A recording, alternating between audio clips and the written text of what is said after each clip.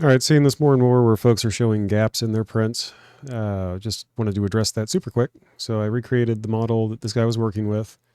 If I bring one in and then bring in another, no matter how you import them, could try and line these up. You can go through and assign different colors to them. Let's just pick something else real quick. Whatever, doesn't matter.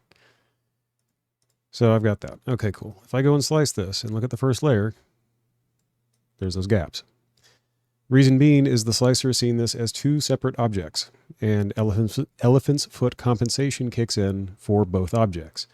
Now, I can fix that in two different ways. The easiest way, in my opinion, is just to import these together. So if I grab both of these, drag them both over at one time, you get a question. Do you want to load this as a single object with multiple parts? Click yes. I now have, wrong one. I now have an assembly automatically that has both of these in here. And I can come in and I can change my filaments and whatever. When I look at that first layer, I have no gap.